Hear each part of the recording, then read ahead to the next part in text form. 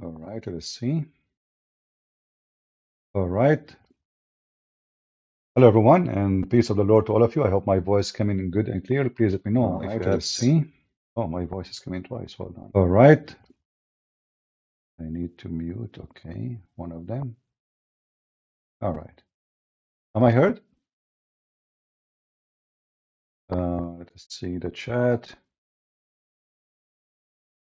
All right. All right. Thank you very much for being here. Please invite your friends. And if you have 4 wives and 70 children, today our topic is very important, extremely important. I don't know. I mean, I don't know how many of you can live your life without what you will learn today. So today is a point of a change in your life. It's a history. Today we have an imam. He is going to teach you, excuse my language, how to do shit properly according to Allah teaching. You know, oh, sorry, you don't know, that if you don't do shit properly according to Allah teaching, do you know what will happen to you? Do you know what the consequence? Your bathroom business. I don't want to use the word shit too much. That's shitty talk. But sorry, this is what it is about. You have no idea how much pain, how much torture, how much penalty it can happen to you because you are doing shit in the wrong way. So our brother here, may Allah bless his shit and give him more wisdom to teach us more about shit. He is in the bathroom to give you, to deliver to you his knowledge. He have a PhD in shit. Actually, this is what my dad told me when I graduated from the, law degree. I said to him, "Hey, Dad, I finished." He said, "You have a degree in farting." He did not use the word shit. He was more polite. So he is now in the bathroom of the mosque, and he is going to give you a very important information. So please invite your friends and take this shit seriously, because it is. Of using toilet and how to purify yourself after using the toilet according. Hold on. What? Of using toilet and how to purify yourself on the etiquette. Welcome to another how-to video. In this video, we will remember carefully. This is how to video. Do it yourself at home. This is what? This is how to video. Do it yourself at home. So, disclaimer. This is not me talking. I'm not saying to you how to do it. You do your business as you wish. But this is according to Allah. According to Allah. If you don't do the shit, excuse my language again. How many times I have to do excuse me? I mean, why? Just say it as it is, man. Okay. It's very important, because if you don't do shit according to Allah, shit be upon you. Literally. Listen carefully. to another how-to video. In this video, we will guide you on the etiquette of using toilet and how to purify yourself after using the toilet according to the Islamic perspective and the prophetic tradition. Oh, look at that. Before we begin, it's important to understand that purifying ourselves from impurity is a condition for our prayers to be valid and accepted by Allah. Negligence in cleaning after using the toilet can also lead to punishment in the grave, as stated by the Prophet Muhammad sallallahu alaihi wasallam. Look at this. You don't do it according to Islam, there is a punishment in the grave. You thought you did your shit 50 years ago. And it's buried, it is gone, the sewage swallow it, and guess what? Now you are in the grave, and you will be punished for that. You think you get away from your horrible sin. What was the sin exactly? Now, let's discuss the following etiquette: before using the toilet, whilst using the toilet, and after using the toilet. Number 1, say Bismillah. This means in the name of Allah. Listen, you sit in the toilet seat. Before you do anything, brother, do you want the liquid to come easy? Do you want, excuse my language, the shit to come up? Bismillahirrahmanirrahim. Alhamdulillah shit al-azim. What the heck is that? So now I'm going to go to the bathroom. I have to say in the name of Allah? What the heck? Are you serious? Do you hear the consequence if you don't do those steps? This is step number one. There's a punishment in the grave. We will talk about that later. You let us say you are in a rush, like you wanna go before you know, before shit happen. By the way, excuse me, I mean the whole topic is about shit, so I don't know what to say. So if you don't like to hear this word, just leave, you know? Or you know what? Don't listen to it. Install filter in your and by the way, now we have a new admin, so I added a few names. I found how to add admins. So Alfred, you are an admin, and there's other maybe two names, I think, yeah. They are admins too. So now you want to enter the bathroom. This is serious, guys. Don't you see we are laughing, right? But those people, they take it seriously. This is why Islam is so stupid. Muhammad, not only he is a terrorist, he is terrifying those people. He wanna make their brain inside a box. They are afraid of everything. Even shit is a problem. There's fear everywhere. This religion is based on fear. And Muhammad, he don't want them to think. He want them just to be captured inside their fear. Don't use your brain. So now this is step number one. You enter the bathroom, brother. Very important, brother. Very important. Otherwise, you will be punished in the grave, as the Prophet said. To be valid and accepted by Allah. Negligence in cleaning after using the toilet can also lead to punishment in the grave, as stated by the Prophet Muhammad sallallahu alaihi wasallam. Now, let's discuss the following etiquettes: before using the toilet, whilst using the toilet, and after using the toilet. Number one, say Bismillah. This means in the name of Allah. The Messenger of Allah sallallahu alaihi wasallam said, the eyes of the jinn are blocked from seeing the private parts of the children of Adam when one of them. That's deep. The eyes of the jinn are blocked from seeing the aura, the anus, you know, your anus. Listen carefully. Let us be serious here.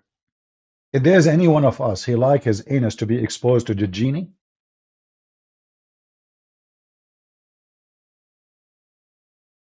We have to be honest here. You go inside the bathroom, you sit in the toilet seat, and now what? Your security is being exposed. The main gate of you. To who? Not even to human. Those are genie. Genie in the ball. Crazy.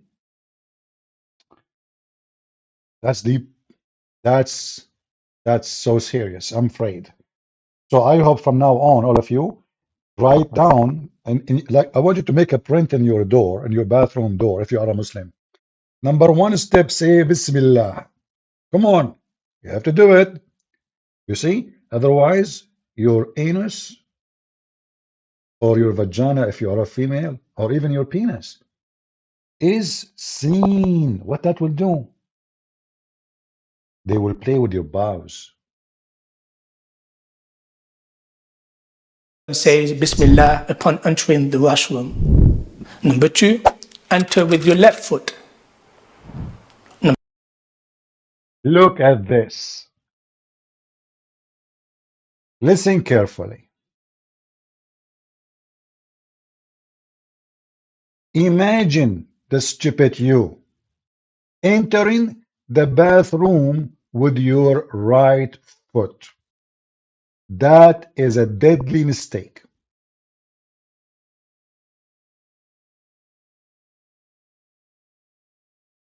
Did you hear it?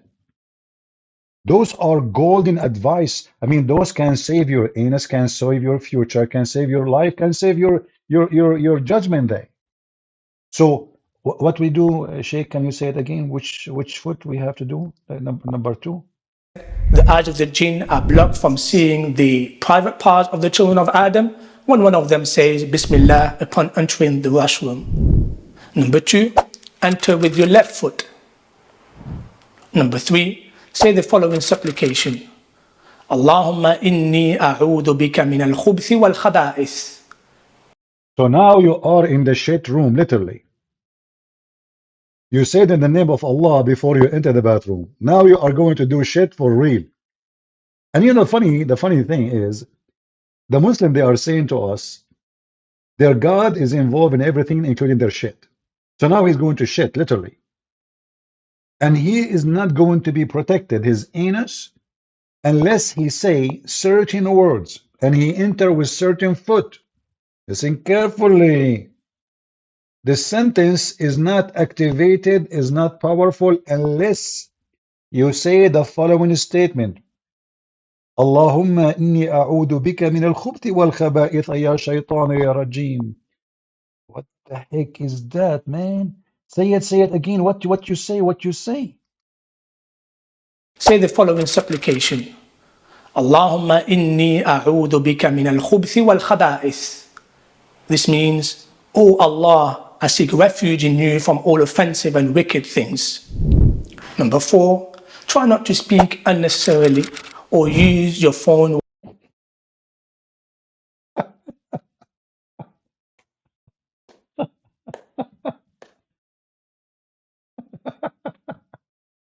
It's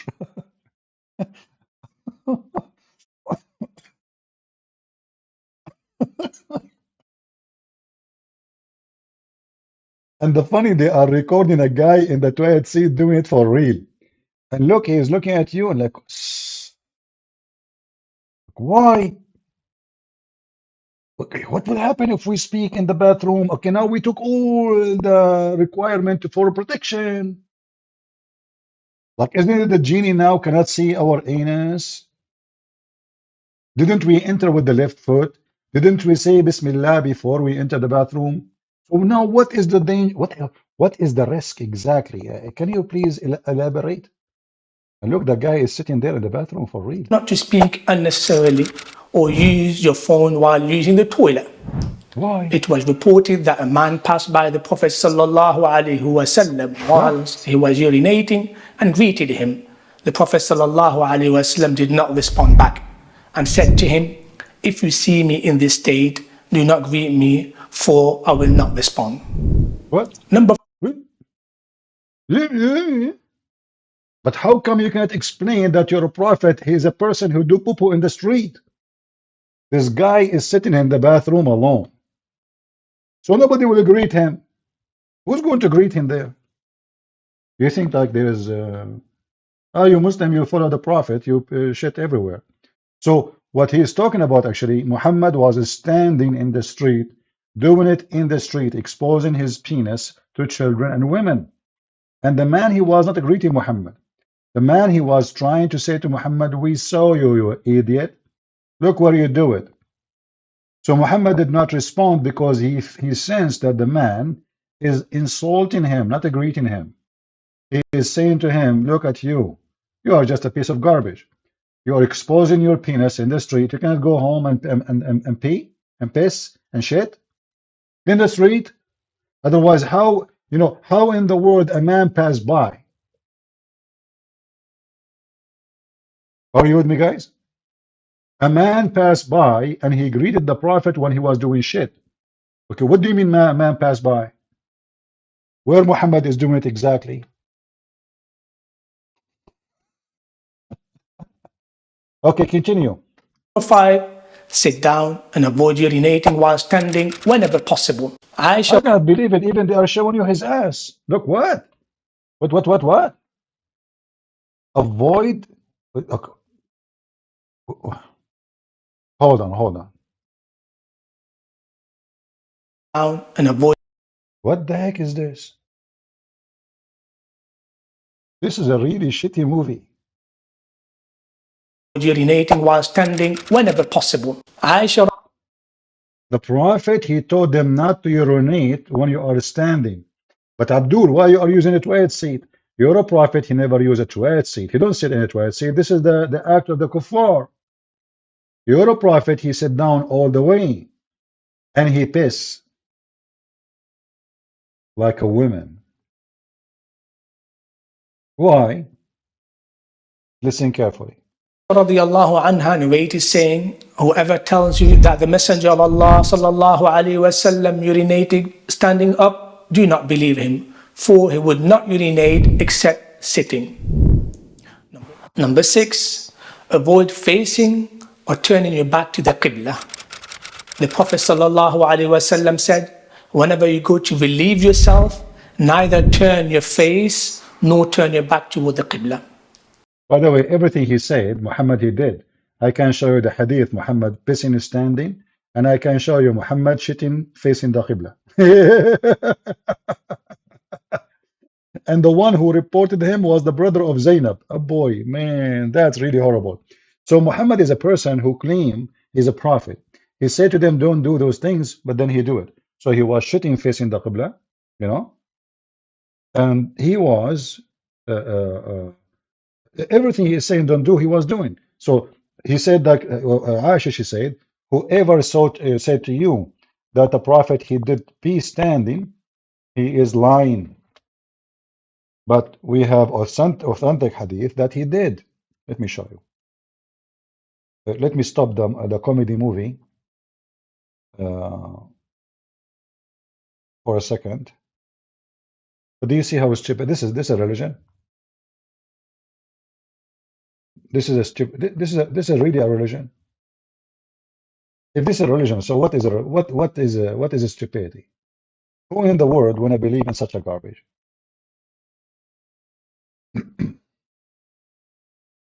Okay.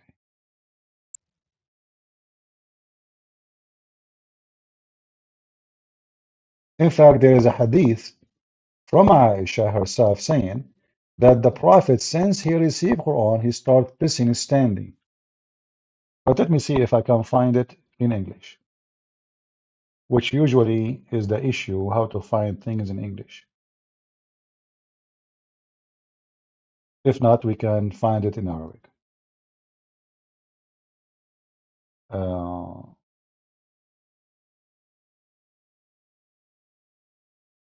Yeah, maybe.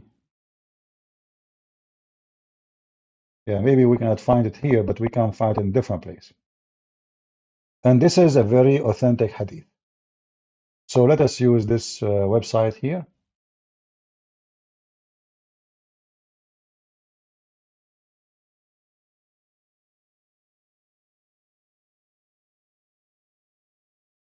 All right.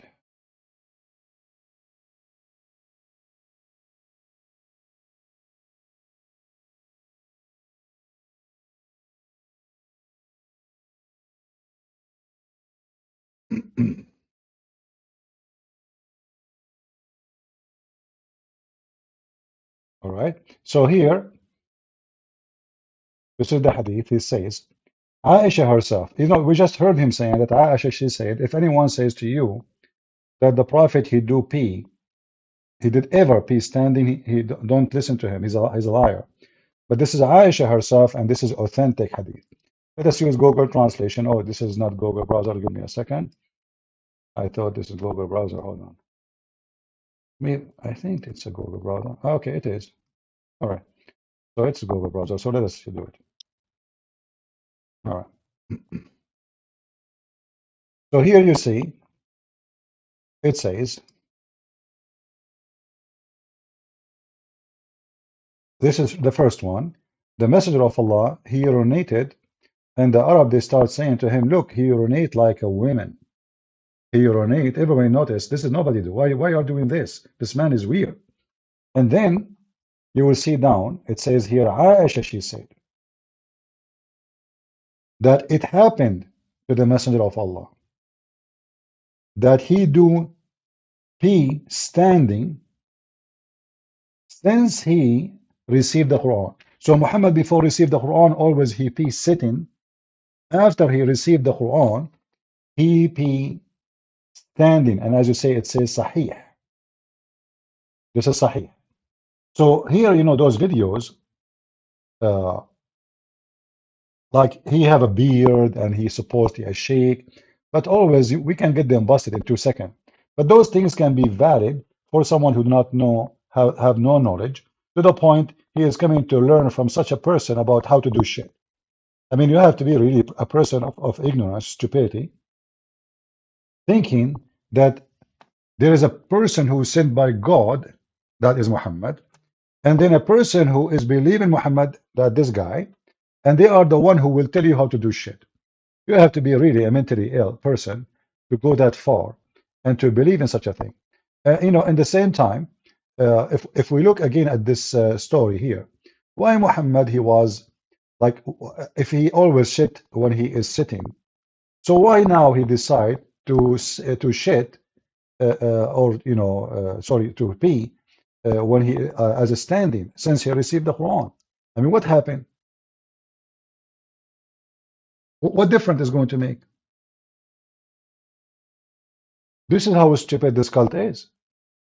But later we will find out that the reason for that, if you do pee and the pee touch your feet, you will be tortured in the grave.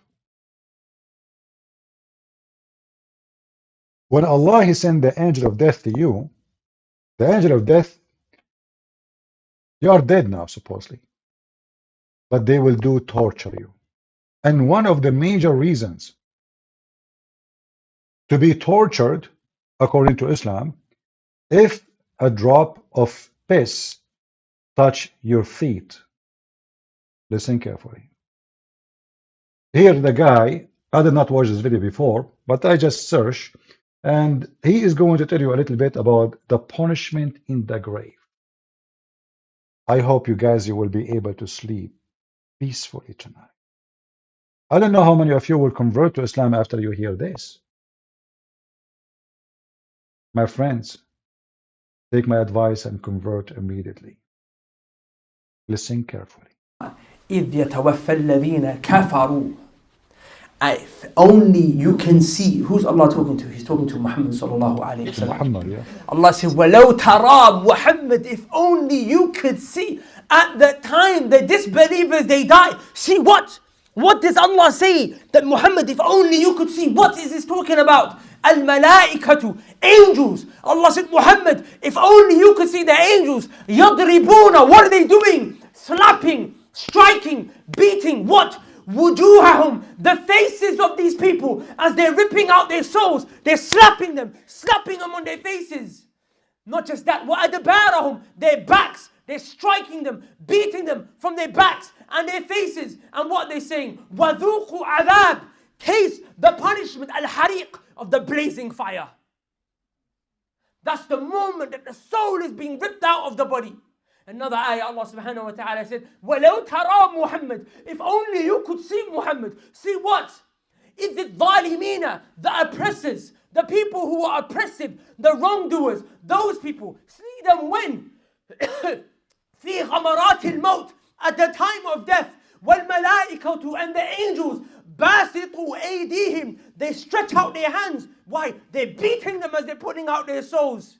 And what did they say? أَخْرِجُوا أَنفُسَهُمْ, take out your soul. Take it out. Why? Immediately. Because now you must be punished. You lived the life of disobedience. You were told and you were warned repeatedly over and over again. You knew this day would come. You did not care. You slept with whoever you wanted to sleep with. You fornicated with whoever you wanted to. When you hear this, you think Islam is against fornication. When this is the religion of fornication, they just changed the name. You can go rent a woman for one night stand, and they call it urfi or muta. There's a marriage, they call it zawaj friend, which means a woman, she's your friend, but you don't live together. When you are horny, both of you go to the hotel. They just change all kind of names of fornication, and now he's saying because you fornicate, you will be punished. When Islam is the religion which encourage fornication, promote fornication. Even the heaven of Islam is fornication. How many women you will sleep with? How many boys? Even men. But when they make speeches, you hear them, you think, oh, this is a religion like others. They are against fornication. We just heard him. That is false. Muhammad himself is the biggest fornicator. When Zainab, she said to him, hey, Zainab, Muhammad, you want to marry me? But shouldn't we have witnesses for the marriage? Because in Islam, you have to have witnesses. Otherwise, it's a fornication. He says, Allahu wa malaikatahu shuhudi. Allah and the angels are my witnesses. But if this is the case, well, there's no fornication then. Any man is sleep with the women. Allah is seeing, the angels are seeing, so it's marriage. But I want to show you where he's, let us see. I'm not sure when he's going to speak about the punishment of the grave. Let us skip a little bit. The way the soul will come out, it's like you take some cotton wool, Yeah. and what do? The cotton wool, you wrap it around a thorny branch. When you rip out the branch, what happens to the cotton wool? It rips. That ripping out of the branch is your soul. The cotton wool is your body. Of course, the person that's a righteous soul, the angel of death will come to you with a beautiful face. And it will come to you and it will take your soul out so smooth. It will be as if you have a jug of water and there's a drop of water and it's just flowing out smoothly from the jug. Look how nice. That's for the righteous people. Inshallah, that's for you guys. But today, brothers, I don't want to talk to you too much about the righteous soul. You know why? Because we're asleep and we need to wake up. And sometimes you need a heavy alarm bell that's ringing so hard to wake you up because you keep putting that alarm on snooze otherwise. We live in a day and age where, you see, the default position is that we should be scared. You should be more scared when you're living in this world, my brothers and sisters, than you should be hopeful. Of course, fear and hope are two wings that you need to fly to Allah subhanahu wa ta'ala. But throughout the most of your life, what should you do? For a majority of your life, my brothers and sisters, you need to be people who are more scared. Remove the video. proof of this is that Allah subhanahu wa ta'ala, He mentioned in Surah At-Tur that the people who made it to Jannah, the ones who actually made Let us move a little bit. I'm interested in what he will say about the punishment of the grave. Let us go here. Give me a second. He said, seek refuge in Allah from the punishment of the grave. And then he repeated this 3 times. He said, seek refuge in Allah subhanahu wa ta'ala from the punishment of the grave. The narration mentions 2 or 3 times. And then the Prophet sallallahu alaihi wasallam began to describe what happens inside of the grave. First, the Prophet sallallahu alaihi wasallam talked about the righteous soul. He said, when the person is in the grave, 2 angels are going to come to this person. They're going to make him sit up. He's been lying down too long on that stretcher, lying down on that coffin for too long. Get up. They're going to make him sit up straight. Get up. Come here. No questions asked. Then ask him. For those people in the chat keep talking Ramzi. Who is Ramzi? Same time, is it important for us? Anyone would like to call us, he can call us. Don't post those names. As you see, we go to the debate, them, they don't dare. So don't post those names, otherwise I will consider trying to promote them and I will block you. All right? So be smart, don't be silly. You said what once, we did not mention, we did not answer, obviously we don't care. So don't keep repeating the same thing. Zamzi, Damzi, who are those people?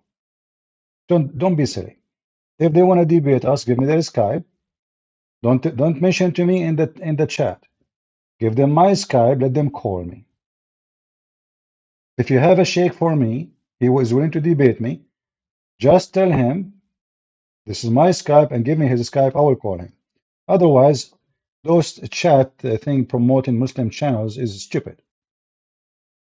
We get them busted. As you see, just yesterday, 2 days ago, we went to the channel of this potato. He ran like a coward. He's a coward. So all of them the same. We went to Zakir Naik. Did he accept to debate us? No. We know who they are. So focus with me. So now you are dead, yet you are going to be tortured by the angels in the grave. Gonna go straight into it. Man Rabbuk, who is your Lord? Who is your Lord? What does that question mean? Lord, what does Lord mean? Well, I don't like the English language because it doesn't really express what the word means. In Arabic, the word is Rabb. You know what Rabb means? Rabb means master. Master. That's deep. If there's a master, then that means there is a slave. So when the angels ask you, who is your master? Can anyone ask that if he's not a slave? Can anyone answer that if he's not a slave? If you didn't live like a true slave, you will not be able to answer that question. Did you understand? He is saying the only way to be able to answer this question, if you live as a true slave. This is Islam. Islam is a slavery. If you are a true, he's not talking about true slave meaning he's a bad person. No. According to them, the true slave is the one who is a good Muslim. Islam is religion of slavery. So if you are not a true slave, you will not be able to answer the question. So the angels now, they are dead. They take you from the coffin and they ask you 3 questions. The first one, who is your Lord? He said the word Rabb in Arabic means master. In fact, this is not Arabic word. This is coming from the Aramaic and the Hebrew, and can come even as a rabbi. And this guy is an idiot. Rabb not necessarily mean God, but can be even a rabbi. It can even a lord of the house. But anyway, a potato is talking, claiming to be a sheikh. He have a beard, so they believe him. If you did not enslave yourself to Allah, you are not going to be able to answer Allah. Some of you are slave to your girl. Your girl is your master. Who? You are your girl's slave. Some girls, they're slave for men. All day, every day, disrespecting herself for men. Sending them private snaps. Sending them DMs. She's one way outside. But inside the house, her dad thinks she's a righteous girl. Snapchat, she's doing all sorts of filth. Why? Because she wants to impress the men. She's a slave to men. Some of you are slave to what? To your own desires. Can't control yourself. One time, see something, have to jump in. Filth. Can't control yourself. Can't. Some of you slave to your tongues. Can't help keep. Okay. Well, tell us about the punishment of the grave. I mean, what? You want to give us this? I assure you, this guy, if he see a woman with short skirt, his eyes will come out. Even he's a prophet. A woman walk by, he got so excited, and he went to his wife and he said, "Women, they advance in the shape of the devil, and they leave. But now they want to give you a speech about how righteous they are. You are a slave of everything." This potato, he is everything against what he speak. I assure you, all of them. What are the principles that you live by? Ask yourself, do you uphold the pillars of Islam? Because our way of life has pillars. Tell us about the money of the grave now. Don't. We want to see the punishment. 30 seconds. Get close. Obey your messenger, sallallahu alayhi wasallam. To pass the test in the grave. Does that mean you just open up the Quran and you read it? The recitation of the Quran is of 2 types. You have to recite the Quran because that to protect your anus. In fact, there's a video better than this one. Let me see if I can find it. But let us jump to the previous one temporarily. However, if you're using a fixed toilet seat in a room and have no other choice, it is permissible to face or turn your back to the Qibla. No way. Number 7, be careful not to let drops of urine land on your clothes or body. What? Be careful not to let a drop of urine in your clothes or your feet or etc. What will happen, brother? And did you hear the tiber, machine tiber? This is technology. The shit of Islam today is highly involved with high technology videos. Let us play it again. Or turn your back to the Qibla. Number 7, be careful not to let drops of urine land on your clothes or body. Negligence in this regard was mentioned as a reason for the punishment in the grave by the Prophet sallallahu alaihi wasallam. The Prophet sallallahu alaihi wasallam said, avoid urine, for most of the punishment of the grave is because of it. Number 8, use your left hand when washing your private parts. The Prophet sallallahu alaihi wasallam instructed, when one of you goes to relieve himself, he must not touch his private parts with his right hand or wipe it with his right hand. Number 9, clean yourself properly. You know, when you hear this, you think those people really they do what they're saying. Muhammad himself, he used to clean himself with the 3 rocks. Muhammad himself, he used to take shower with dead dogs and women, blood from period and garbage. In fact, Muhammad, when he cleaned himself after he finished masturbation or he finished poo, he dry his hand on the wall. So when you hear the Muslim talking about those things, the first thing you think, okay, they must be really, they are people who they are taught to be very clean to the point they are making being clean is about salvation. But you will notice none of those things about being clean. None of them. Even if you drop, let us say you are urinating, you know, standing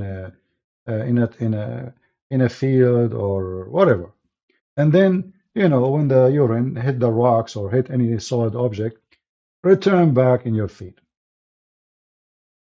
If this is about cleaning, you can clean it, correct? If it happened, you can clean it, you can wash it. No, no, no, no. If those things touch you, you cannot, that's it. You will be punished in the grave. And all those fiction stories, Muhammad, he take always as usual from the Jews. Muhammad is not a prophet. Muhammad is an ear, as a chapter 9, verse number 60 says. He's an ear, whatever he hear, he take it from people, he make it a rule. So here you notice, a Jewish woman, she come to Muhammad.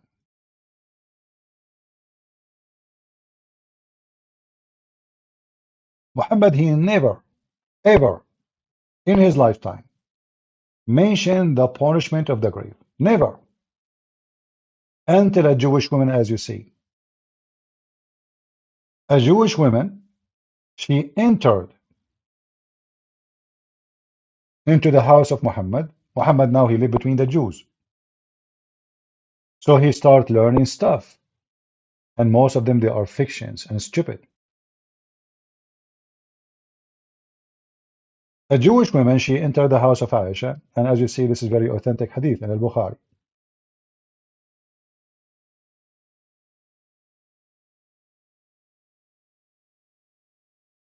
Let me make it more clear to you so you can see it better.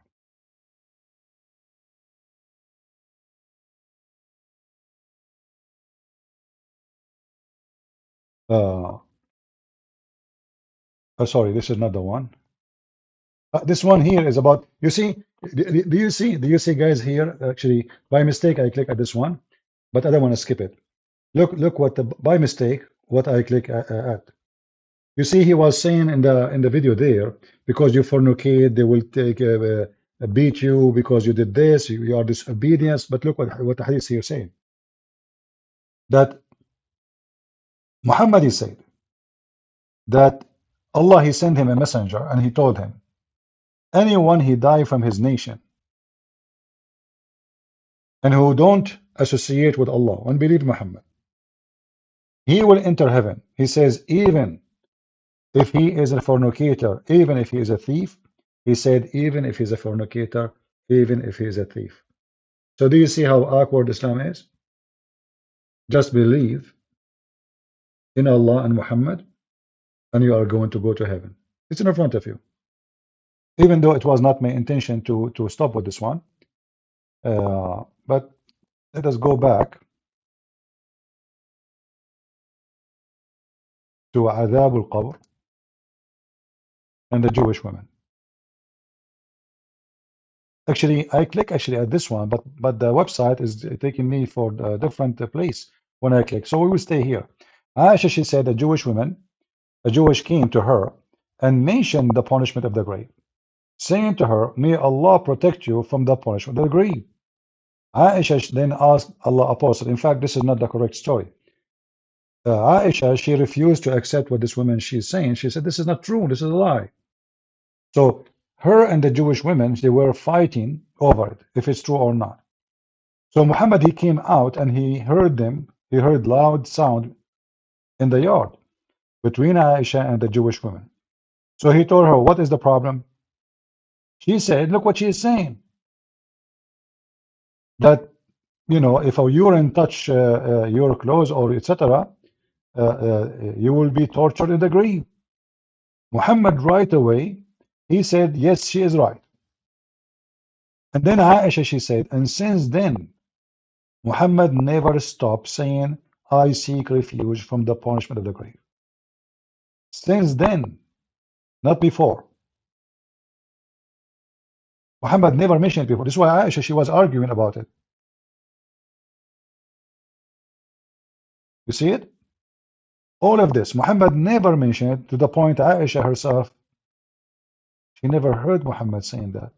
So now the Jewish woman, she said it, Muhammad, he copied it, Muhammad, he taught it, Muhammad, he commanded, and now it become part of Islam. All of this is about the punishment of the grave. And Muhammad, he keeps saying, I seek refuge by Allah from the punishment of the grave.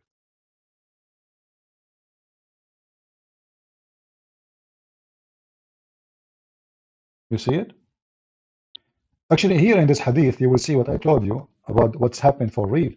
Aisha, she said to her, it's a lie. Read carefully. A Jewish woman entered into me, Aisha, she's saying, and she said, the torment of the grave because of urine. This is the first time the Muslim, they heard this from a Jewish woman. The torment of the grave is because of urine. I said, Aisha speaking, you are lying. Do you see it? Why Aisha, she will say that? Because she never heard Muhammad saying that. Do we agree? Otherwise, Aisha, she will say, yeah, you are right. She did not say, no, this is not hard to believe. She said, you are lying. Muhammad never mentioned it. And then she said, no, it's true. So the Jewish woman, she said, it's true.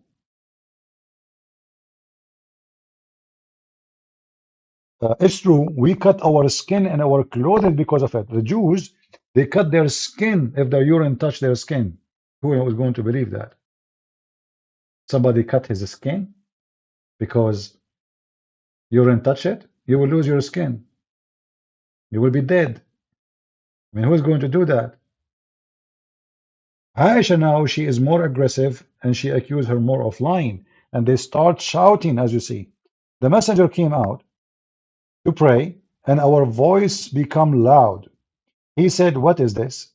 So I told him what she said. He said, she spoke the truth. And look what Aisha, she said. After that day, I want you to focus with me in this sentence. After that day, he never offered any prayer, but he said the following. The prayer, this sentence here, which mean, the God of Jibril and Mikael and Israfil, grant me refuge from the punishment of the grave. Muhammad never mentioned that before all his life. Suddenly now, I have my timer because I don't want to stay long here. Suddenly Muhammad now, he is mentioning it every time he pray.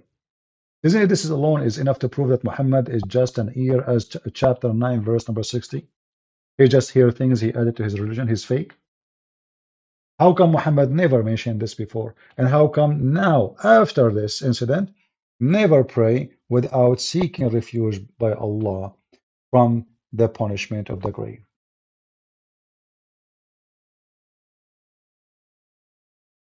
Isn't it obvious? How stupid a human being can be. He is just copying a Jewish woman, you know, a Jewish woman who Muhammad, he never heard. You know, she is nobody. She is just a Jewish woman. She's nobody. She have no authority to teach.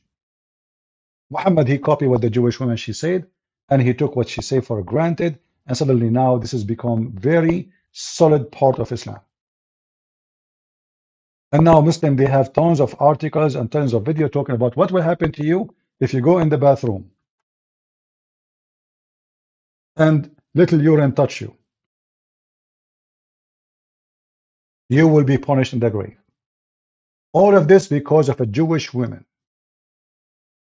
Have nothing to do with God, teaching, and most likely those Jews, they used to give him false information in purpose because they knew him. He is a person who copied. They want to make fun of him. Like the story of Zulqarnain. The Jews, they came to him, they said, tell us about Prophet Zulqarnain. So they made him believe that this guy, which is Alexander the Great, is a prophet. And now Muhammad, he added in the Quran, and Muslim cannot get rid of it. And then he added a fiction story, which is written hundreds of years before Muhammad, about Zulqarnain, how he found Gog and Magog, and how he built a dam. This is a fiction story. Muhammad, he took it as it is, he put it in the Quran. Here in front of us in this video, let us take it here. This guy is going to teach us a little bit about the wisdom of Allah and the punishment of the grave. You better convert before you are being punished, brother. As for the one who you seen the boulder coming on top of his head and being smashed right on his head, and it was continuous like that until the day of judgment. Two things in Nabi Sallallahu Alaihi Wasallam he mentions. He says فَإِنَّهُ يَأْخُذُ الْقُرْآنَ فَيَرْفُضُهُ. فَإِنَّهُ يَأْخُذُ الْقُرْآنَ, يعني he takes by the Quran. يعني he knew this Quran and he understood the importance of this Quran, and he was a Muslim, and he said آمَنْتُ بِكَلَامِ اللَّهِ, I believe in the word of Allah. And he knew it was the problem for all his solution for all his problems. He knew everything about it. He knew everything, and he knew how much Allah Azza wa Jalla would be happy and pleased with him if he read it. يَأْخُذُ الْقُرْآنِ. But then what does he do? فَيَرْفُضُهُ. He puts it and he turns his back away and he keeps walking. He neglects, he abandons. I can tell you, you knew so much about the Quran and you knew its significance. Why didn't you turn to it? Why didn't you implement that which you knew? For that was his punishment in the grave. Listen, the next half of the narration says, وَيَنَامُ عَنِ الصَّلَاةِ الْمَكْتُوبَةِ. And he sleeps during the time of the obligatory prayers. He sleeps. He doesn't wake up for the obligatory prayers. يعني هو subhanallah. You know what you conclude from the hadith? And Nabi sallallahu alayhi wa sallam. Look. Guys, did you notice how the fiction now extending? Muhammad, first time ever about punishment of the grave because of urine. Now Muhammad, he start adding things. If you don't pray, if you don't fast, if you don't give him money. Did you notice? In the beginning, it was just about urine. And it was getting to Muhammad from a Jewish woman. And now Muhammad, he took the important part of the story, which is the punishment of the grave. And he start adding a flavor. You know, in the Middle East, we say, like curse upon the one who repeat a lie and don't add to it. Like somebody, he was in the market, he saw a car hit a bicycle. He tell his friend, I saw a car hit bicycle and the guy died. The other guy, he says, I saw a car hit a bicycle and 3 people die. The other guy, he say, well, I saw a car. So everybody have to add a spice. So now Muhammad, he heard the first story from a Jewish woman, as we showed you from the reference, proving that Muhammad never heard this story before. And now Muhammad is adding things as you hear. If you don't pray, punishment in the grave. If you are not fasting, the angels will smash your head. And he start adding even description for the angels, how they will look like, blue eyes, etc. I mean, he start adding things to make those people live in fear. He put these two in one rank. The one who does not pray, the one who neglects his salat, and the one who neglects the Quran, they're exactly the same in their punishment in the grave. And he says, and you know the seriousness of the one who neglects the salah. You know the seriousness of it. This is why you'll force yourself to pray. And you'd get up, even if you can't taste the sweetness of the salah, you'll get up and you'll pray. We know the seriousness of abandoning the salah. And Nabi sallallahu alayhi wa sallam. See, Muhammad is forcing them to pray not because they believe, but because they are scared. You better get up and pray, because you know what will happen to you when you go to the grave now? So this guy is all his life as a Muslim, and today he could not get up. This is how stupid this silly, Muhammad, he said to them, if you say in the name of Allah 100 times, all your sin is gone. So what are you talking about? All your sin. How you are going to punish me for not praying once in the grave? And then you say to me, in the other hand, if you say the name of Allah 100 times before you sleep, all your sin is gone. Which one we believe? This is not even good for kids. Even not convincing for kids. Who is going to be convinced by this?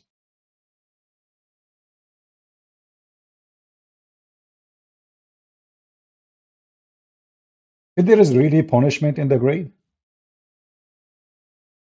Sure there is. Come on, Muhammad, he just learned. Muhammad, he just learned from the Jewish women. How come Muhammad never heard of it? And where is the teaching in the Quran about the punishment of the grave? The Quran says two stories, that you will be gathered bald and blind. You will be in the day of judgment. That's it. No other statement. Muhammad receiving inspiration from the Jews, as usual. A question.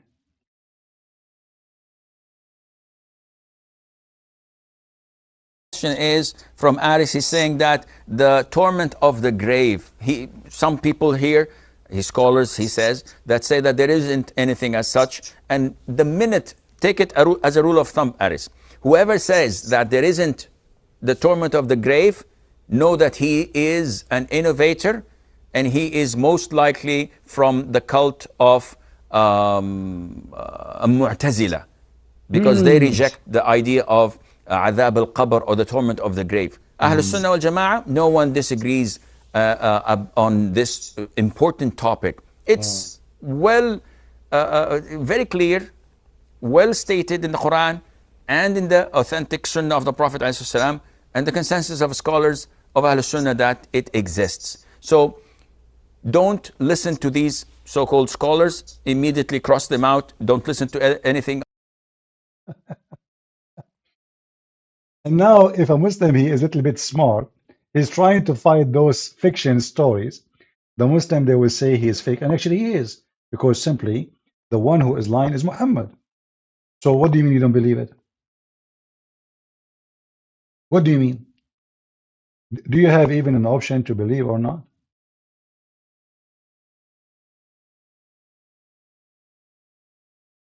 There was a video, actually. I wish I can find it.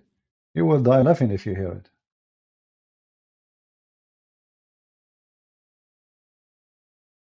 Let us see this one. Hold on.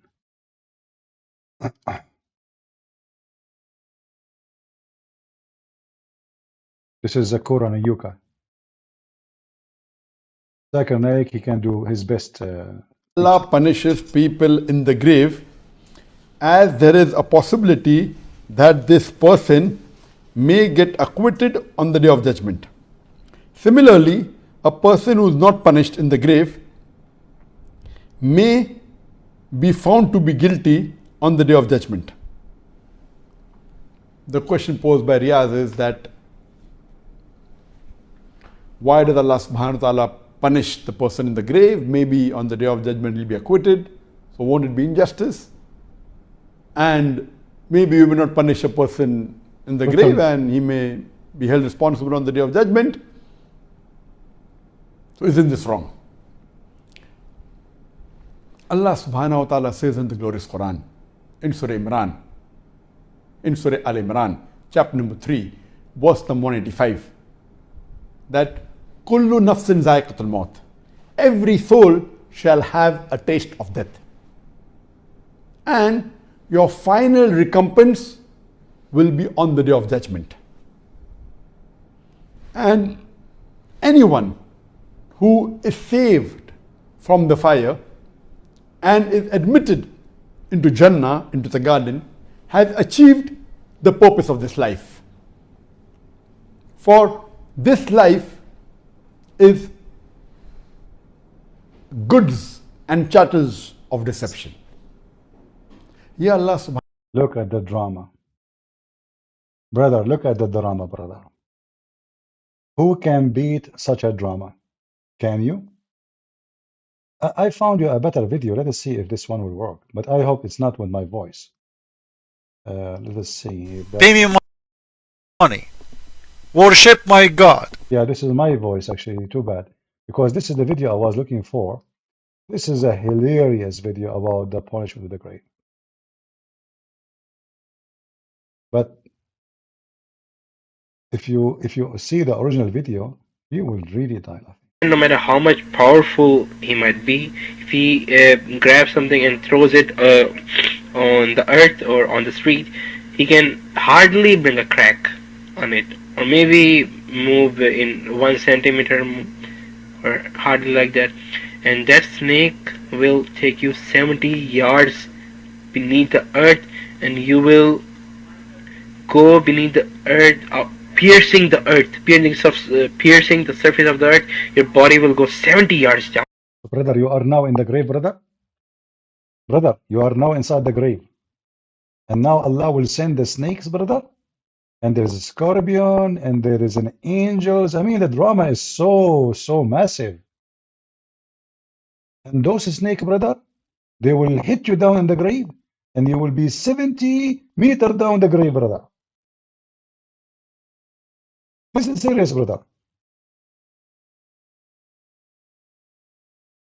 Do you know really how serious it is? And if you look at the face of this Abdul, I mean, it is different story.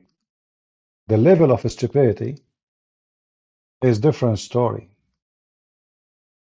It is here. Too bad I can't find the original one.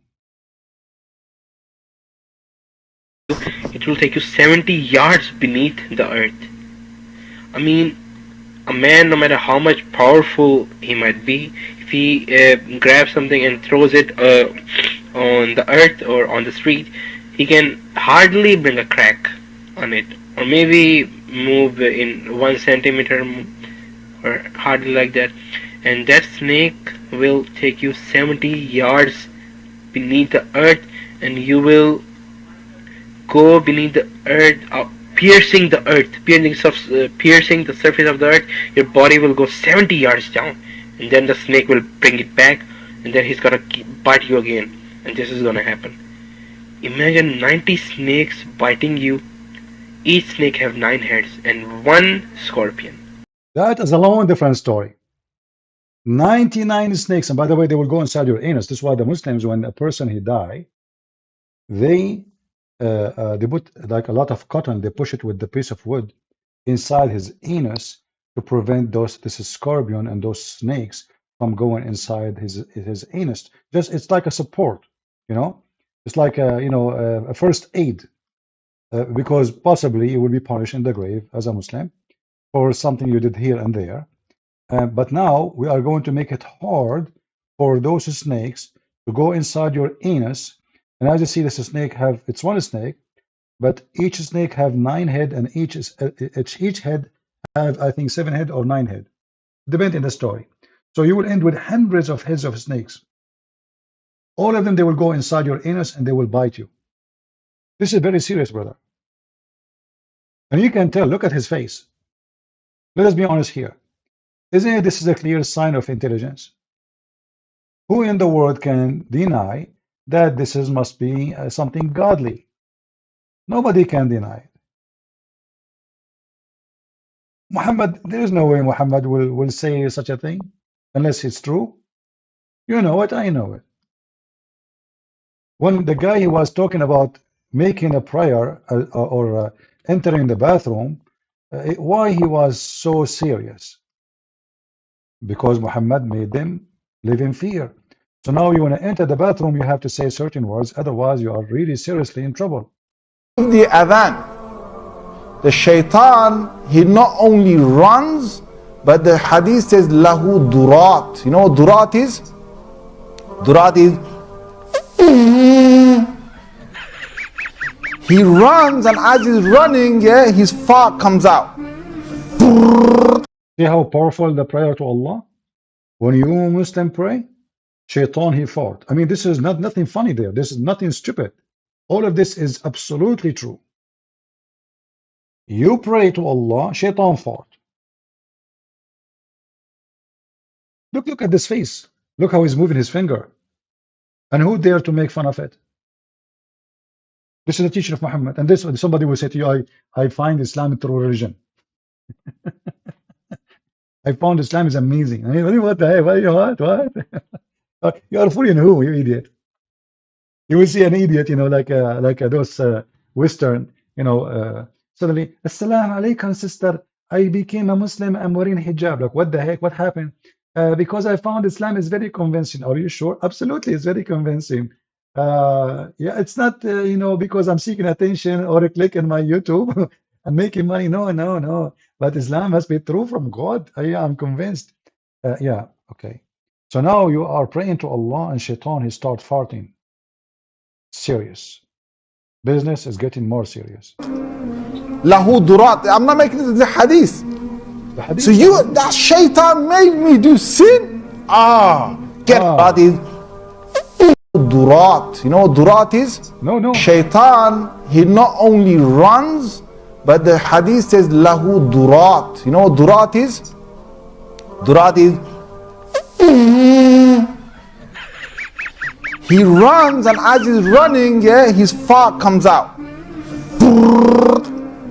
Lahu durat. I'm not making this the hadith. You're not making it up. So that shaitan made me do sin? Get up. Yeah, just get up. Just give the adhan. Right? That shaitan, you're gonna make him leak some serious gas. Serious gas. So you know, you go into the toilet, you know, Bismillahi Allahumma inni a'udhu bika min al-khubuthi wal khaba'ith. So Allah protect me from these devils. You go in there with your left foot. The left foot you went in, you get a reward for that. The dua you said, shaitan will not see you. You're in the toilet, shaitan can't see you anymore. That's in a hadith. So now, do you remember why this guy, he said shaitan cannot see you? Do you remember why he said it's very important for you when you enter the bathroom, you enter with certain foot, you say certain words, and he said shaitan cannot see you? If you go in the beginning of the video, let us go back. After relieving in the toilet, according to the Islamic perspective and the prophetic tradition. Before we begin, it's important to understand that purifying ourselves from impurity is a condition for our prayers to be valid and accepted by Allah. Negligence in cleaning after using the toilet can also lead to punishment in the grave, as stated by the Prophet Muhammad sallallahu alaihi wasallam. Now, let's discuss the following etiquettes: before using the toilet, whilst using the toilet, and after using the toilet. Number 1, say Bismillah. This means in the name of Allah. The Messenger of Allah sallallahu alaihi wasallam said, the eyes of the jinn are blocked from seeing the private parts of the children of Adam when one of them says Bismillah upon entering the washroom. Now we go back to that other guy. So now we understand what he is talking about.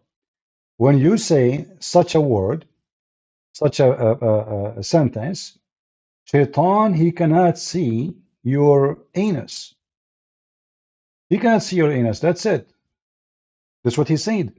This guy now, he is going to explain to us more details about what's going on in this such a serious manner. And you know, the whole purpose, by the way, of me playing those videos for you, because I want to save your ass. Let us be honest here, literally. I want to save your ass, all of you. Shouldn't you guys be thankful for me? I showed you information is going to affect your future and your ass, literally. If not me, thanks to me, being humble. If not me, you people, your ass not only in danger, you are going to go to hell because of your ass. Your ass not only are going to go to hell, there's someone is going to play with it. Those are true stories. You know, there's a scientist from Japan. His name Yama Aido Lai Yama. True story. As I told you, I have witnesses. Joe Biden, you know the thing. So this scientist from Japan, Yama Aido Lai Yama, he said that they installed a very slow motion camera, and they were able to catch every move. Do you know the song? Like every move I take, every step I, like, you're like, see, this is coming inspired from the bathroom.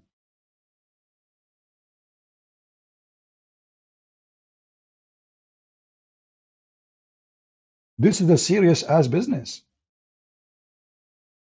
So listen carefully and save your ass.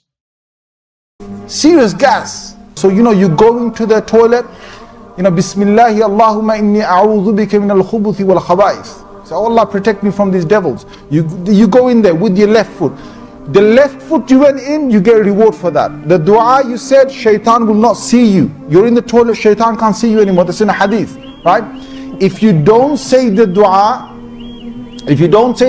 what happens is the shaitan not only comes inside, but the hadith of Tirmidhi says he plays with your bowels. He plays with your bowels. So you're inside there, you're thinking you're going to be out there in 5 minutes. He's taking you 20 minutes and you're still not halfway there. What the heck? You know why? Because shaitan is going, ooh, la la. See, the hadith told you, the hadith says to us, he plays with your bowels. Like, in order to convince the Muslim, he say always the hadith says that, which means Muhammad says that. Don't laugh. This is serious. The hadith says so. The hadith says so. So when they go to that, like he run into, let us say, security, or let us say proof of what he's saying. Hadith says that, because those kids are laughing. He's making a lecture, and those Muslim young men, they're what? Are you serious? So right away he say the hadith says so, and then everybody had to shut up. Like, oh, okay, the Prophet says so, so that must be true.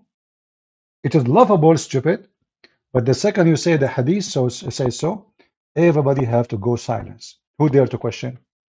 So now you are inside the bathroom because you forgot to say those words. Guess what?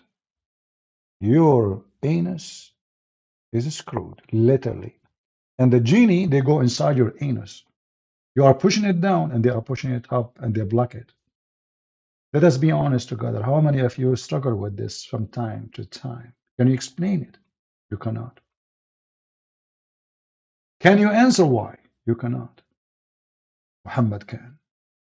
If Muhammad is not a prophet of God, how in the world he knew such a scientific information?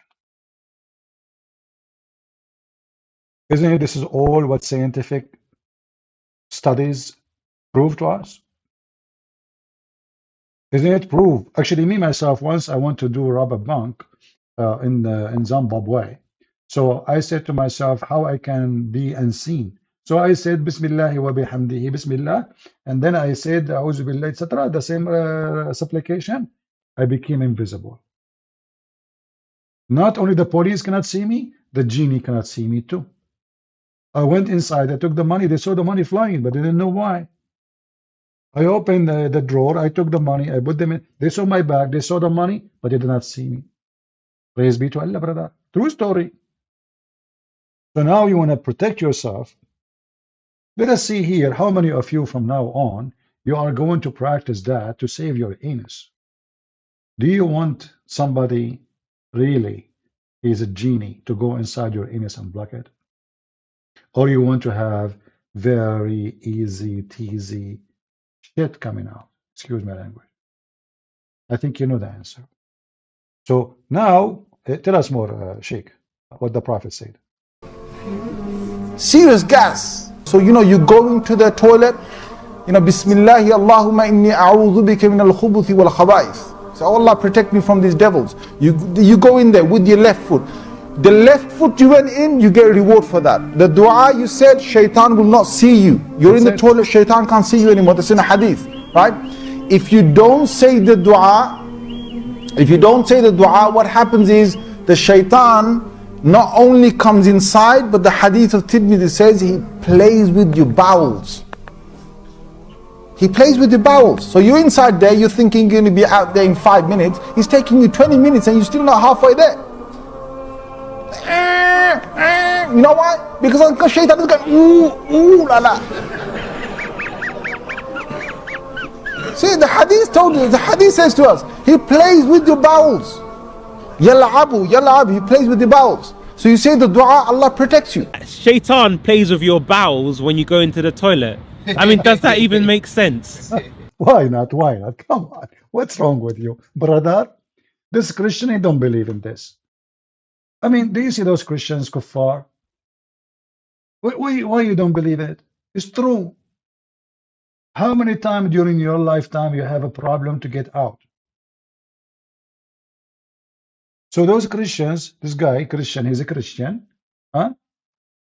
He's a kafir. They are Christians, are stupid people. They don't know, like, you know, they say 1 + 1 + 1 is equal to 1. Crazy people, brother. Hold on, I have a call. Get some breath. Totally agree with you. An example, the Christian, the word mathematics. Exactly. What do you mean worth mathematics? Exactly. They say to you that 1 + 1 + 1 is equal to 1. Is that correct? They don't believe in +1 + 1 + 1. Which one plus? What are you talking about? They believe that God is 1, but He is 3 in the same time. There's no plus. With the breath. First of all, it's again logic. So shaitan play with your anus is logical? Exactly. And shaitan round himself around your penis is logical? Exactly. And shaitan having intercourse with Muslim women is logical? Prove it to be correctly. And shaitan sleeping in your nose, pissing in your ears, and jumping inside your mouth is logical? With the breath. All of those are proven to be true. Okay. And the lizard, he blow wind at Abraham. With the breath. This is a story. They call it a historian. And the historian from Roma. And in Italian, his name is Lamborghini. What the name of the historian? Lamborghini. Lamborghini is a name, a brand of a car. Have nothing to do with the historian. With the breath. You are stupid and idiot. And I told everybody, with the breath is the last one who can speak about history. Okay, so what this Lamborghini, he said about the history of, you know, what you are mentioning. With the breath. Listen carefully. The reason his name is Lamborghini, because simply he is descendant from a family who they are descendant from other family, who they are descendant from other family, and they were witnessing what happened to Abraham. What happened to Abraham? Christian Prince, I can tell you. Let's just question Zachary. Why all Muslims they look so smart?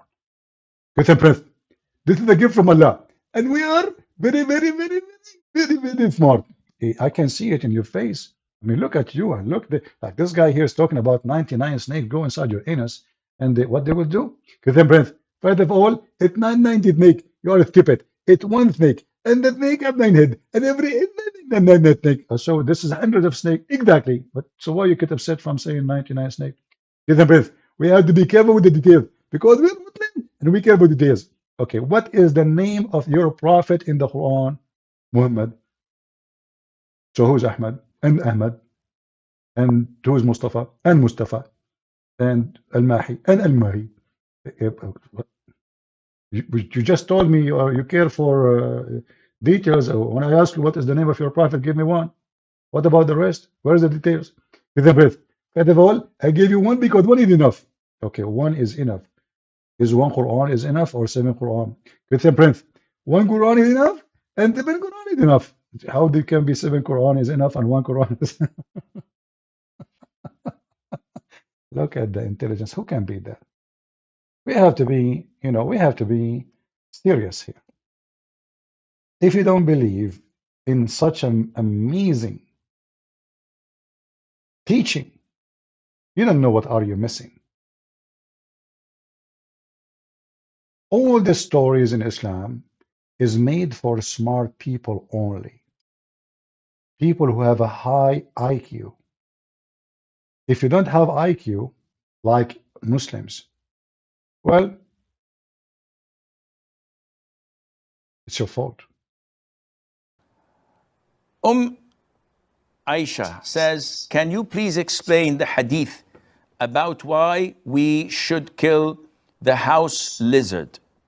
First of all, the house lizard, I think they call it salamander or something like that. I'm not sure. The house lizard is an insect. Yeah. An insect that... You see, you might mistakenly think that the first one who discovered that lizard is insect is the American. Absolutely not. The only one in the world who discovered that lizard are insect is Muslims. Nobody yet came to this conclusion. It's an insect. It's proven to be accurately. Who can defeat the logic of... And then they come to the Christians and they will debate about logic. Is it logical to have a Trinity, brother? Yeah, it's logical. God is almighty, and we call him almighty because all logic mean nothing for him. That's why I call him almighty. The logical is, you Muslims, like in your logic, you question God of someone else, asking him to be logical, but the second we ask about your God is not logical. Is that logical? Is that what logic is about? That there is a lizard, he decide to burn Abraham, and lizard is an insect, and lizard is a dangerous species when I kill you? Call it salamander or something like that. I'm not sure. The house lizard is an insect that is harmful. Some of it cause a lot of diseases. And some say that it intends to walk over the food and the drinks and to poo, where it puts a lot of its illnesses and diseases in people's food. So in general, it is a dangerous creature that only brings harm to the people. That's science. That is science. And if you notice that anything that is harmful, Islam tells us to kill. So excuse me. Lizards are not harmful. In fact, farmers, when they do any kind of treatment for their farms, they do their best to avoid killing lizard, because lizard, they do bugs control. You are an idiot. Lizards are very, very important and necessary for our ecosystem. It is natural killer for bad bugs who can destroy the crops and the farms. When the last time you heard that somebody died because a lizard, he killed him? What those people are talking about? Having lizard around your house is good for you. How many mosquito the lizard will need to satisfy his belly a day? How lizard can be dangerous. But here you will notice the whole reason is not about the lizard is dangerous. It's about fiction story Muhammad he is coming with. The Prophet ﷺ, it tells us mice do heinous things. Though people nowadays are so fond of them. We're told to kill the crows. A crow that also carries diseases. And they don't kill the crow because it carries disease. They kill it because Muhammad, he says, "Uqtulu kulla aswadin bahim." Kill everything, anything, any living being is totally black. Totally black. Kill it. Muhammad is so, he hate, he's a racist, and he is very superstition.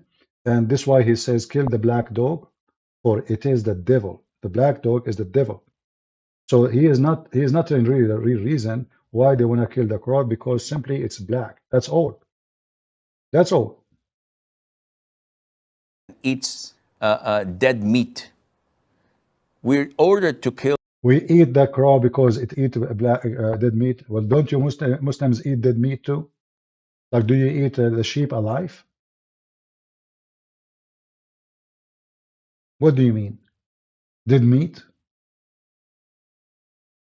There's tons of animals eat dead meat. Why only the crow is the one you want to kill because it's black? Most of the beasts, they eat dead meat. Even lions, they eat dead meat, which means something they did not kill themselves. A dead body they found in the ground, a dead cow, a dead animal, a dead wolf, they eat each other. But so if this is the reason, then we should eat kill any animal, do that.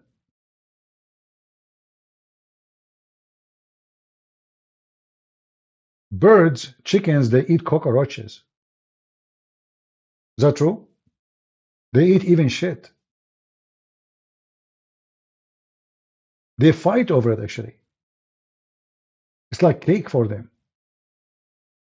They don't want to give you the real reason that because Muhammad is superstition and he hated black color and he considered anything is pure black is scary, is the enemy. Kill snakes. We're ordered to kill scorpions. Black snakes, not only snakes, black snakes. Because the normal snakes, if they are not black, they might be even a Muslim genie. That's why a Muslim, he have to ask the snake 3 times, 3 days. They give a snake warning in 3 days to leave the house. If it's a Muslim snake, it's going to leave. If it is not, then he should kill it. All of this is based on superstition.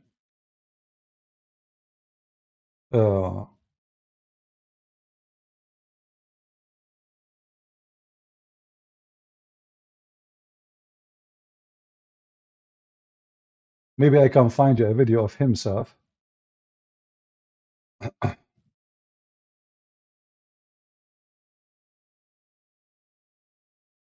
Let's see.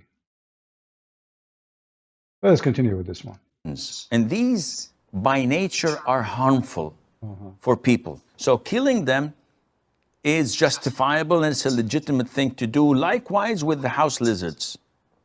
And there is a hadith in Sahih al-Bukhari where the Prophet told us, alayhi salatu wasalam, that when Prophet Ibrahim, peace be upon him, was thrown by his people in the blazing fire, all the creatures of Allah used to try and put off the fire, with the exception of the house lizard. It used to try to blow so that the fire would grow. And this shows you that our relationship, not only with people. That shows us that Islam is messed up, my friend, and showed us Islam is made for a fool who decide to be a fool. There's no way a human being, he have a little intelligence, he have a little intellect, will believe in the garbage of Muhammad. When a doctor, he came to Muhammad and he told him, Prophet, we are using frogs in our medicine. What Muhammad said to this doctor? You will not believe it. And with this, we will leave you for today. About other amphibious animals, such as frogs, for example. Well, frogs is not an issue of being a sea creature or an amphibious creature. There is a specific ruling for that, because the Prophet ﷺ prohibited their killing, and whatever the Prophet ﷺ prohibits killing, then it becomes haram to eat and consume. A man came to the Prophet ﷺ and he was a doctor. So he said, O Prophet of Allah, we use frog meat in our medication. So the Prophet denied him and prohibited him from killing frogs. And in another narration, the Prophet ﷺ said that, I don't know what you call the sound of frogs, but the sound of the frogs is tasbih. It's praising Allah Azza wa Jal. It's glorifying Allah Azza wa Jal. So the Prophet prohibited killing it, alayhi salatu wassalam. So the reason we don't kill the frog, because the frog sound, he is praising Allah. If this is a religion from God, so what is the stupidity? The frog is lucky. Muhammad, he'd come to his head, or he heard from somebody that the frog is praising Allah, so now a Muslim cannot kill frogs. Do you see how a stupid fool like Muhammad can affect the king, the animal kingdom? So now a poor lizard is their enemy. Why? Because he tried to burn Abraham. Frog is their friend. Why? Because he is praising Allah. Frog is a Muslim. Lizard is not a Muslim. Why? Muhammad says so.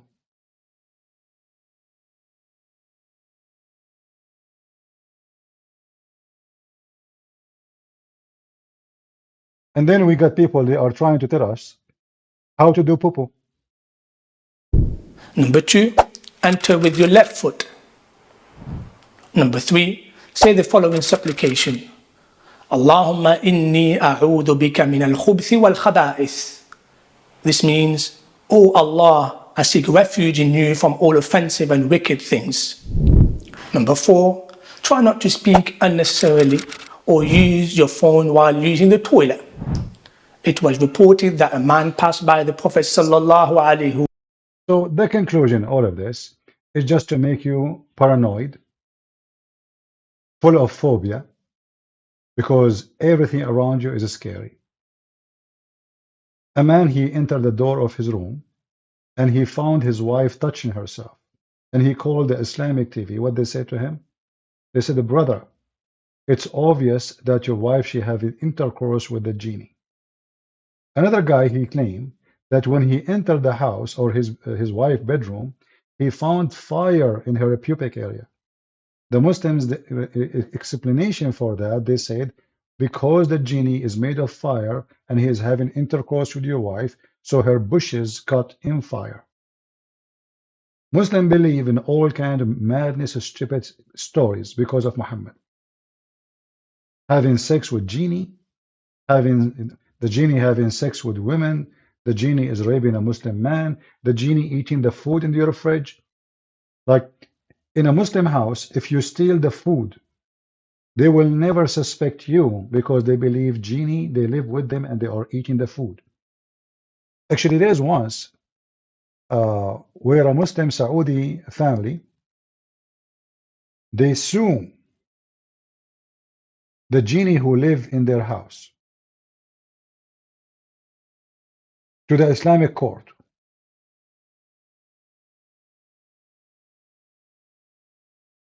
Let me see if I can find you. So this not only he eating, there's things is disappearing in the house. Money, jewelries. Obviously, their son maybe is doing drugs, and he steals things. And now, the genie. The genie. If you search in Google, you will find tons of stories about those things. Maybe next time we go live, we can continue showing you the weird, stupid stuff Muslims they believe in.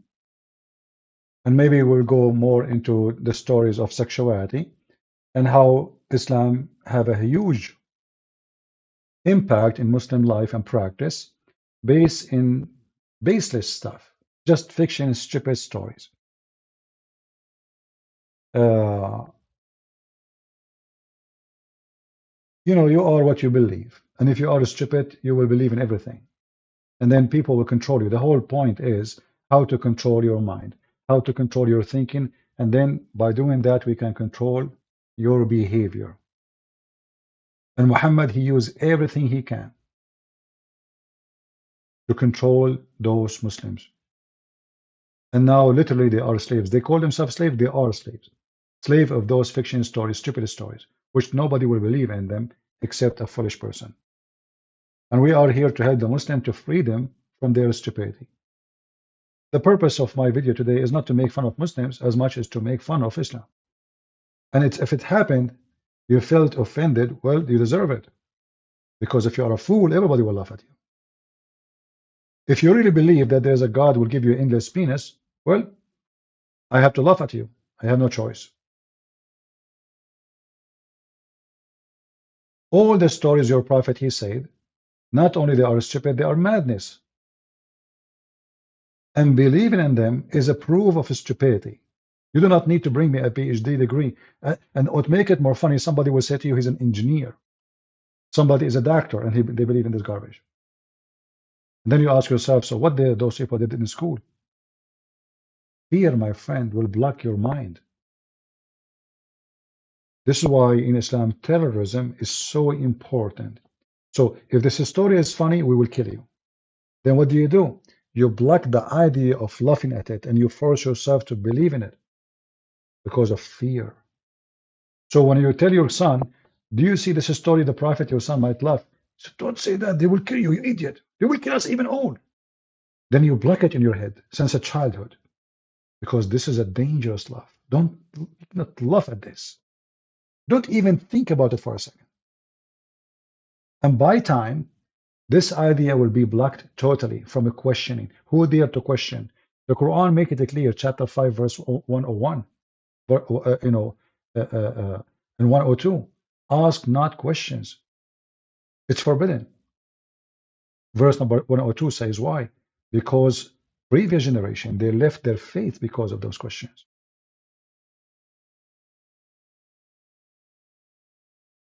Here you notice too that this cannot have to do with anything with Christianity or the Abrahamic belief.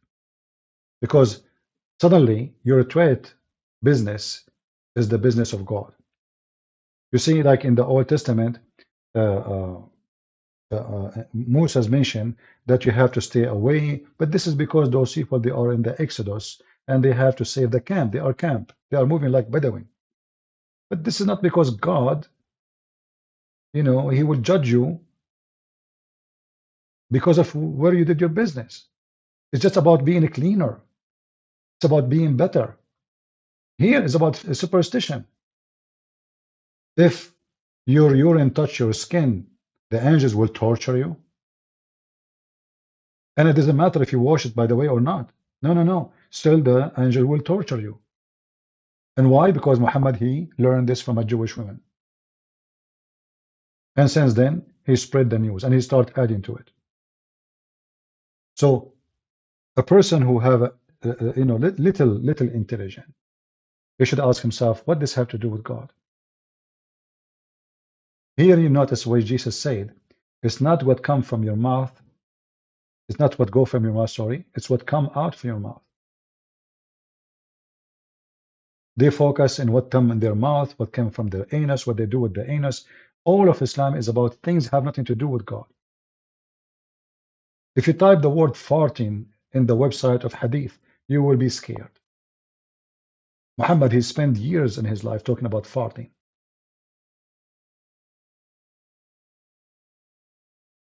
Christ, he speak about your soul. He speak about your wisdom. He speak about you, how to live good and die good. Because a smart person who live good and die good, which means you die as you want to die. Here, it's about how to live horribly in fear, to the point the bathroom for you is scary. Going out of the bathroom is scary. Going in the bed is scary. There's words you have to say anywhere you want.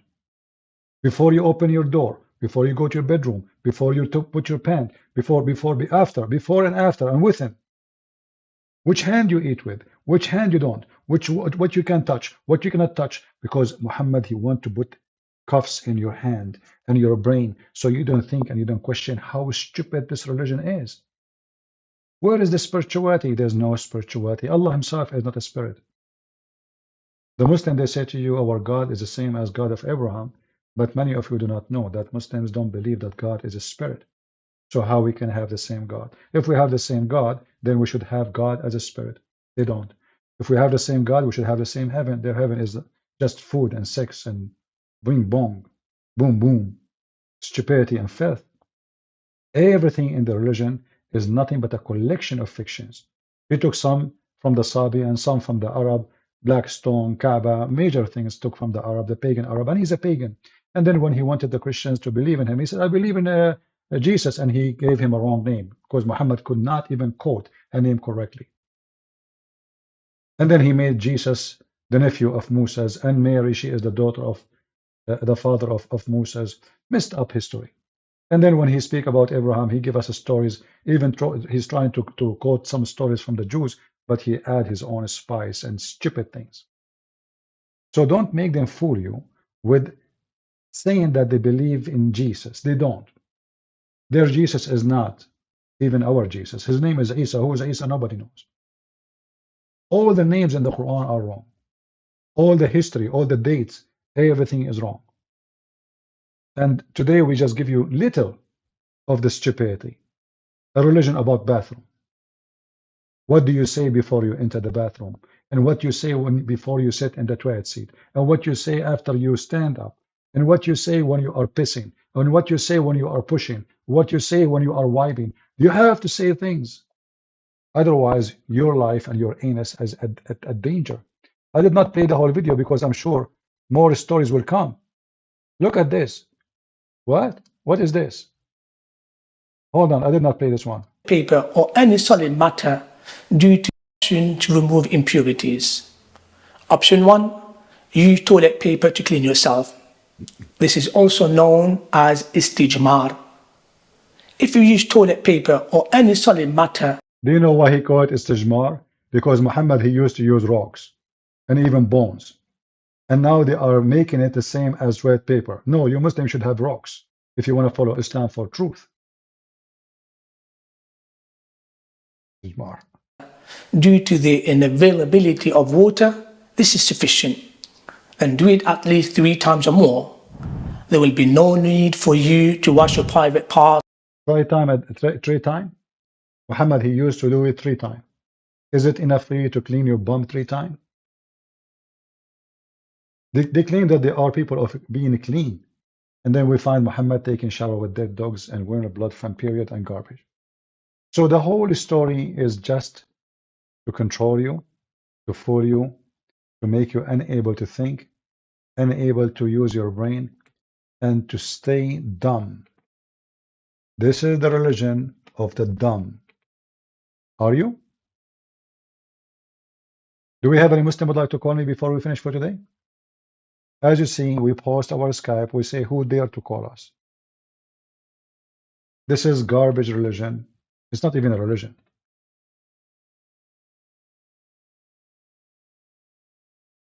It's not even a religion. What is this?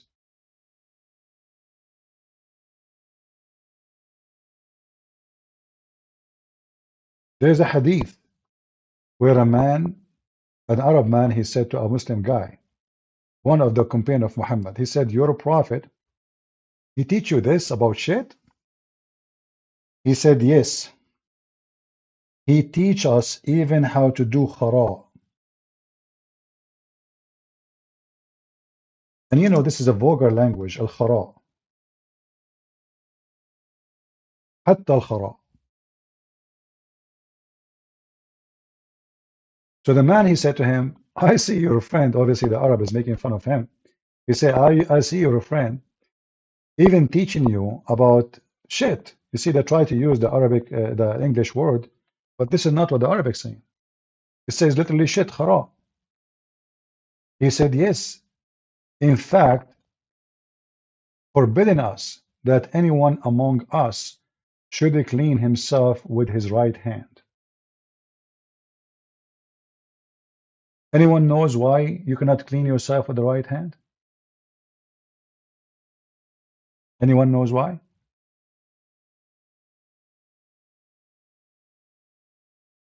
Any Muslim can tell us? So what the left hand God created for?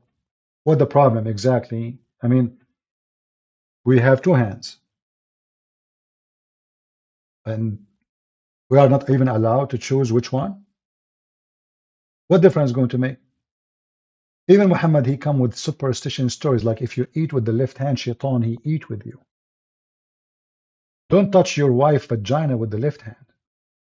When you have sex with your wife, you have to say a certain prayer. Otherwise, shaitan will wrap himself around your penis and he will be doing your wife. How many of you Muslims do have sex with his wife and you don't mention that prayer? In fact, if I tell you the story, you will die laughing. A Muslim, he used to come to YouTube in a program called Pal Talk. And he go to a Christian room and he insult the Christian, says to them, you are the sons of shaitan. Why? Because Muhammad, he said, if you don't say this prayer, shaitan will enter, will round himself around your penis and he will do the women. So based on this, well, the Christians don't say those prayers. They don't ask Allah, seek refuge by Allah. Therefore, shaitan, he, doing boom boom to their, mothers. Therefore, you are son of shaitan. So those Christians, they asked me to talk to this guy. So I took the microphone when they insisted. And I said, are you sure from this story is true? He said, absolutely. He said, are you sure? 3 times I asked him. So I said, okay, as long as you are sure that this is true and happened, that means your prophet himself is a son of shaitan because his father was not a Muslim. He never said this prayer. Therefore, shaitan, he put himself around the penis of the father of Muhammad and he have intercourse with the mother of Muhammad. And here this is showing you how stupid Muhammad is.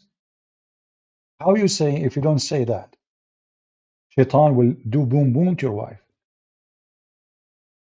But isn't it Allah, Prophet himself is a son of a man who don't believe in Allah?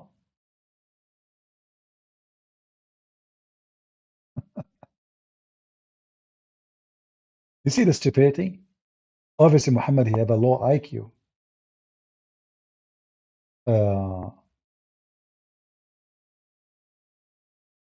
Let us see.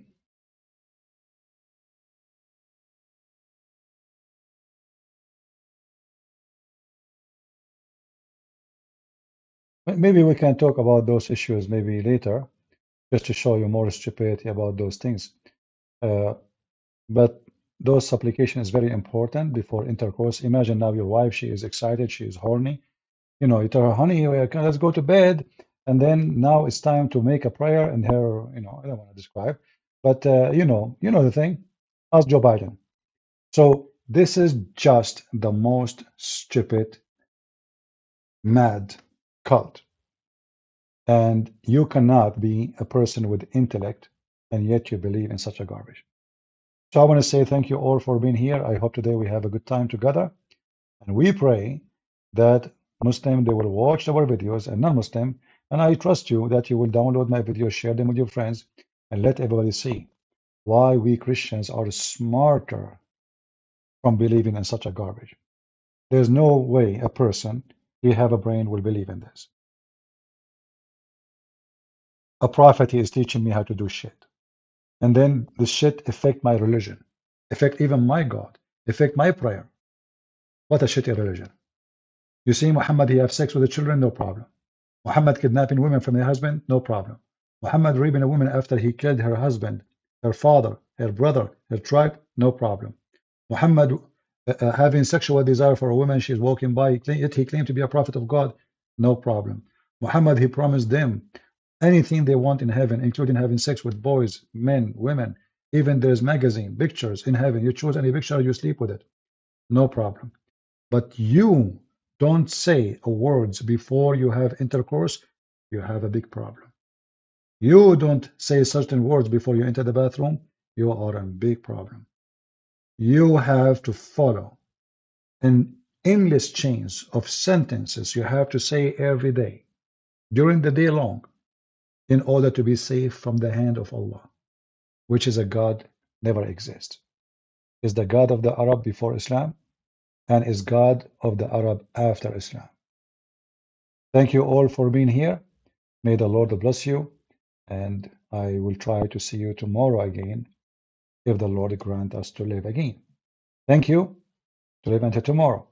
And thank you for being here. May the Lord bless you. God is good, so is Jesus. And Islam is nothing but just a bunch of stupid stories, collection of stories, made by a fool for the fool. And if a foolish like Muhammad can fool you, how fool are you? Or how foolish are you? That is really weird. Thank you.